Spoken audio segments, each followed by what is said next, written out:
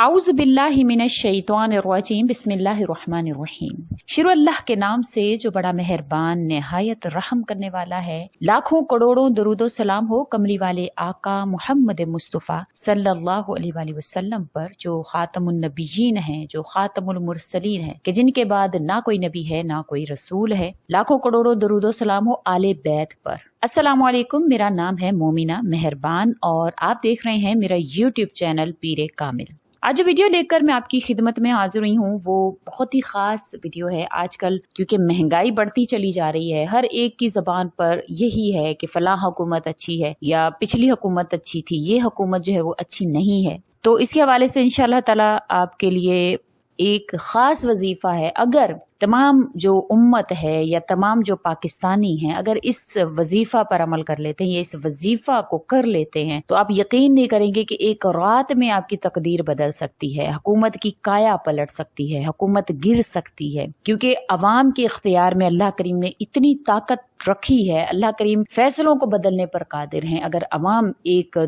मुज्तहिद हो जाती है, एक जगह इकट्ठी हो जाती है और वो जिस चीज को वो चाहती है लाना, अल्लाह करीम उसके मददगार हो जाते हैं, अल्लाह करीम का मदद का हाथ उसके साथ हो जाता है।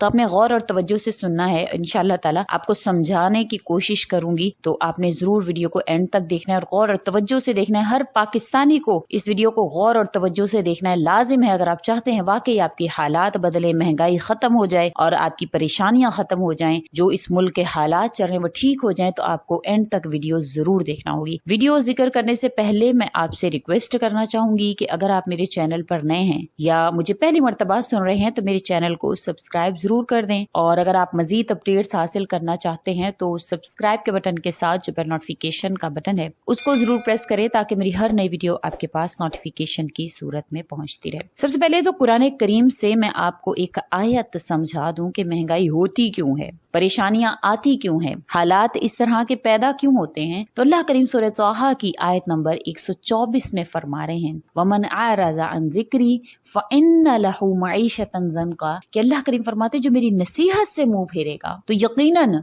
मैं इसकी मईशत को तंग कर दूंगा, मैं महंगाई कर दूंगा। तो आजकल महंगाई क्यों है? नसीहत से मुराद कुरान करीम है, नसीहत से मुराद हदीस है, नसीहत से मुराद शरीयत है, नसीहत से मुराद दीन है, नसीहत से मुराद हदूद है, अहकाम इलाही हैं जिनको हमने छोड़ा है। और यही हो रहा है जो आजकल जब हम अल्लाह के दीन की रोगदानी करेंगे, अल्लाह से दूर होंगे, तो यही होगा जो हो रहा है आजकल। और इसके लिए, इसको समझाने के लिए कि हमारी क्या पावर है, अल्लाह करीम ने हमारे मुज्तहिद होने में क्या पावर रखी है, या वो कौन सा अमल है अगर हम कर लेते हैं तो हम इन तमाम चीजों से बच सकते हैं, महंगाई खत्म हो सकती है, हर हालत जो है वो ठीक हो सकती है। तो हज़रत यूनुस अलैहिस्सलाम का एक किस्सा मैं आपसे जिक्र करना चाहूंगी, क्योंकि इसी में हमारे लिए सबक है। तो हज़रत यूनुस अलैहिस्सलाम को हर एक जानता है कि एक अजीम और करीम नबी हैं। इनका कुरान करीम में भी एक अनोखा किस्सा जिक्र हुआ है। और यूनुस अलैहिस्सलाम का जो जमाना है वो 784 से 860 कब्ल मसीह के दरमियान बतलाया जाता है। और यूनुस अलैहिस्सलाम के वालिद का नाम मती था और ये सैयदना इब्राहिम अलैहिस्सलाम की नस्ल में से थे। अब ये इसराइली नबी थे। यूनुस अलैहिस्सलाम की जब उम्र 28 बरस की हुई तो अल्लाह करीम ने इनको नबूवत अता फरमाई और इनको आशोरियों की हिदायत के लिए इराक भेजा। ये काफिर और मुशरिक लोग थे। ये जो कौम थी इसका मरकज जो था वो नैनवा था और इसके इर्द गिर्द जो खंडराट और दजला के मशरकी किनारे पर ये आबाद होते थे। हज़रत यूनुस अलैहिस्सलाम ने आशोरियों को वहदहु ला शरीक की दावत दी, ला इलाहा इल्लल्लाहु की दावत दी। तो इन्होंने यूनुस अलैहिस्सलाम को झुटलाया और अल्लाह करीम की इबादत से या अल्लाह करीम के होने का इनकार किया, अल्लाह करीम के अहकामात का इनकार किया। तो यूनुस अलैहिस्सलाम ने इनकी मुखालिफत से मुतासिर होकर कौम से खफा हो गए और आपने इनको दर्दनाक अजाब इलाही की बदुआ दी। फिर तीसरा दिन आने से पहले, यानी 3 दिन के अंदर आपने कहा कि अजाब आएगा। आप आने से पहले ही आप आधी रात को बस्ती से निकल गए। अब दिन के वक्त जब अजाब कौम के शहरों पर पहुंचा, यानी अब जब कौम ने देखा कि अजाब तो वाकई आ रहा है, तो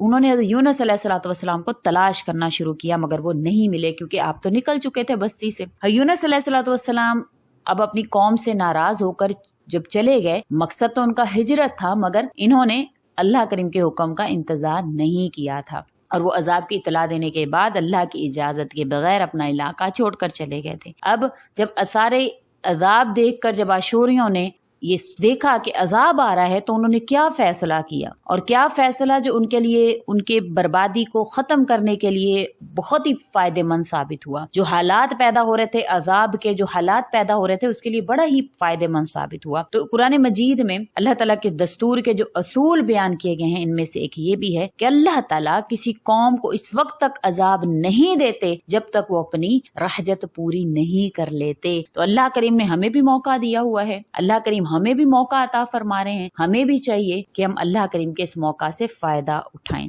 اب یونس علیہ الصلوۃ والسلام فرات کے کنارے پہنچے تو ایک کشتی کو مسافروں سے بھرا ہوا پایا، اور آپ یونس علیہ الصلوۃ والسلام کشتی میں سوار ہو گئے۔ کشتی نے لنگر اٹھایا، پورے دن میں کشتی سمندر میں سکون سے چلتی رہی۔ اچانک اونچی اونچی لہریں اٹھنے لگیں، لوگوں نے اپنا ساز و سامان سمندر میں پھینک دیا کشتی کا بوجھ کم ہو، لیکن کشتی کا بوجھ پھر بھی کم نہ ہوا۔ جب کشتی ڈگمگانے لگی اور کشتی کے غرق ہونے کا یقین ہونے لگا تو اہل کشتی نے اپنے عقیدے کے مطابق کہا کہ ایسا معلوم ہوتا ہے کہ کشتی میں کوئی غلام اپنے آقا سے بھاگا ہوا ہے، یہ جو کشتی ہے پاکستان کی یہ بھی ڈگمگا رہی ہے، حالات خراب ہیں، اور کیا ہے کہ ہم نے اپنے آقا سے بغاوت کی، ہم نے اپنے آقا کو چھوڑ دیا، ہم نے اللہ سے روغدانی اختیار کر لی۔ تو یہ اب جو ڈگمگاتے ہوئے حالات ہیں، یہ پریشانیاں ہیں معیشت کے حوالے سے، خود اللہ کریم فرماتے ہیں جب کوئی اعراض کرتا ہے جو مجھ سے میری چیزوں کو چھوڑ، اللہ کریم خود قرآن کریم میں فرماتے ہیں کہ جب آپ روغدانی کرتے ہیں اللہ کے احکامات سے تو میں معیشت کو تنگ کر دیتا ہوں۔ تو یہی ہو رہا ہے ہمیں بھی، اگر ہم چاہتے ہیں کہ ہماری یہ جو ڈولتی ہوئی کشتی ہے یہ کنارے پر لگ جائے یا غرق ہونے سے بچ جائے، تو ہمیں بھی یہی کرنا ہوگا کہ ہمیں اپنے آقا کا کہنا ماننا ہوگا۔ اب اہل کشتی نے حضرت یونس علیہ الصلوۃ والسلام کا حلیہ بڑا خوبصورت تھا، معلوم نہیں ہوتا تھا کہ غلام ہیں یا کسی قسم کے، لیکن آپ نے جب دیکھا کہ بار بار کشتی جو ہے وہ اسی طرح سے مشکلات کا شکار ہو رہی ہے، تو حضرت یونس علیہ الصلوۃ والسلام نے جو ہے وہ دماغ میں سوچا کہ واقعی میں ہی وہ غلام ہوں جو اپنے آقا سے بھاگا ہوا ہوں، کیونکہ میں نے وحی کا انتظار نہیں کیا اور میں وہاں سے نکل آیا اور اللہ کریم کو میری یہ ادا پسند نہیں آئی۔ تو آپ نے فرمایا، آپ نے کشتی والوں سے کہا کہ میں ہی آقا سے بھاگا ہوا ہوں، مجھے کشتی سے باہر پھینک دو، مگر فلاں اور اہل کشتی نے آپ کو صاحب قدر جانا، کیونکہ آپ کا لباس، آپ کا طرز، آپ کی خوبصورتی بتا رہی تھی کہ آپ کوئی بادشاہ ہیں، اور انہوں نے آپس میں یہ طے کیا کہ نہیں ہم قرعہ ڈالیں گے۔ اب انہوں نے قرعہ اندازی کی، 3 مرتبہ قرعہ ڈالا، تینوں مرتبہ حضرت یونس علیہ الصلوۃ والسلام کا نام نکلا۔ آپ کو تب بالکل یقین ہو گیا کہ اللہ کریم مجھ سے ناراض ہیں۔ یونس علیہ الصلوۃ والسلام کو اب دریا میں ڈالا گیا، آپ دریا میں کود گئے، خدا تعالیٰ نے مچھلی کو حکم دیا کہ انہیں نگل لو، یہ تمہاری غذا نہیں ہے، اس لیے اس کو جسم پر کوئی تکلیف نہیں ہونی چاہیے۔ یونس علیہ الصلوۃ والسلام کو مچھلی نے نگل لیا۔ یونس علیہ الصلوۃ والسلام اللہ کریم کے حکم سے مچھلی کے پیٹ میں زندہ رہے، بارگاہ الہی میں اپنی ندامت کا اظہار کرتے رہے اور وحی کا انتظار کرتے رہے، اور اللہ کریم سے کہتے رہے کہ یا اللہ میں نے آپ کی وحی کا انتظار کیے بغیر امت سے ناراض ہو کر میں نینوا سے نکلا۔ یونس علیہ الصلوۃ والسلام نے مچھلی کے پیٹ میں اللہ کو پکارا، 3 اندھیروں میں آپ تھے، رات کا اندھیرا، مچھلی کے پیٹ کا اندھیرا، سمندر کا اندھیرا، اور آپ ان اندھیروں میں آپ وہ تسبیح بیان کرتے رہے جو کہ قرآن کریم میں ذکر ہوئی ہے، لا الہ الا انت سبحانک انی کنت من الظالمین، کہ اللہ تیری سوا کوئی معبود نہیں ہے، تو یکتا ہے، میں تیری پاکی بیان کرتا ہوں، بلا شبہ میں اپنے نفس پر خود ہی ظلم کرنے والا ہوں۔ تو ہر مسلمان کو چاہیے آج جو حالات ہیں، جو پریشانیاں ہیں، ایک تو اس تسبیح کو اپنا ورد بنا لیجئے، اور دوسرا وہ کام ضرور کیجئے کیونکہ عذاب ہم پر مسلط ہو چکا، خواہ وہ حکومت کی شکل میں ہو یا جس بھی شکل میں ہو۔ اب ابن ابی حاتم میں ہے کہ حضور صلی اللہ علیہ وسلم فرماتے ہیں کہ جب یہ دعا حضرت یونس علیہ الصلوۃ والسلام نے پڑھی تو ان کلمات کو عرش کے ارد گرد یہ کلمات گھومنے لگے، فرشتے کہنے لگے یہ بہت ہی دور دراز جگہ سے یہ آواز آ رہی ہے، بڑی دور دراز جگہ سے آواز آ رہی ہے، لیکن کان اس سے پہلے اس سے آشنا ضرور ہے کہ ہم نے یہ آواز سنی ضرور ہے، لیکن یہ آواز آ کہاں سے رہی ہے؟ تو اللہ کریم نے فرمایا کہ تم اس آواز کو نہیں پہچانتے، یہ تو میرے بندے یونس علیہ الصلوۃ والسلام کی آواز ہے۔ فرشتوں نے کہا وہی یونس جس کے پاک عمل قبول شدہ ہر روز آپ کی طرف آتے تھے، جن کی دعائیں آپ کے پاس قبول ہوتی تھی، الہی جیسے وہ آرام کے وقت نیکیاں کرتا ہوا یا الہی ان کی پریشانیوں کو حل فرما دیجیے۔ تو آپ سے اللہ تعالیٰ نے اس کے بدلہ سے مچھلی کو حکم دیا کہ آپ کو بغیر کسی تکلیف کے سمندر کے کنارے پر اگل دے۔ اب جب اس تسبیح کے کرنے پر اللہ کریم نے ان کی پریشانیوں کو حل فرمایا، اب وہ مچھلی کے پیٹ سے نکل کر اس ساحل پر آ چکے تھے۔ آپ نے وہاں پر ایک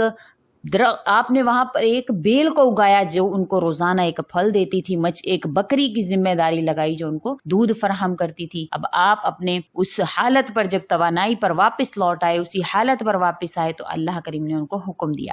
اب وہاں پر قوم نے یہ کیا، قوم کو جب عذاب آتا ہوا محسوس ہوا تو قوم نے یہ کیا کہ سب میدان میں اکٹھے ہو گئے، میدان میں اکٹھے ہو کر سچے دل سے اللہ کے ہاں توبہ اور استغفار کیا۔ اللہ کریم نے ان کا آیا ہوا عذاب بھی اللہ کریم نے واپس لوٹا دیا۔ تو آج آپ نے یہی کرنا ہے کہ آپ نے اللہ کریم کے آگے توبہ اور استغفار کرنا ہے۔ اللہ کریم کیونکہ فرماتے ہیں کہ جو میری نصیحت سے منہ پھیرتا ہے تو میں اس کے اوپر معیشت کو تنگ کرتا ہوں، اور اللہ کریم ایسے حکمران اس پر مسلط فرما دیتے ہیں جو ان کے حالات کے جو وہ چاہتے ہیں ان کے غیر مطابق چیزیں ان کے ساتھ پیش آتی ہیں۔ تو آپ نے یہ ضرور کرنی ہے، کیونکہ ہر انسان کو توبہ کرنی چاہیے، غافر کو توبہ کرنی چاہیے تاکہ وہ مسلمان ہو جائے، مسلمان کو توبہ کرنی چاہیے تاکہ وہ نیک بن جائے، نیک شخص کو توبہ کرنی چاہیے تاکہ وہ تقویٰ کی زندگی اختیار کرنے لگ جائے، متقی بندے کو توبہ کرنی چاہیے تاکہ زندگی میں غفلت کے لمحات ختم ہو جائیں، اور جو کہے کہ میری زندگی میں غفلت ہے ہی نہیں، اسے اپنے عدم اخلاص پر توبہ کرنی چاہیے۔ توبہ صبح و شام کریں،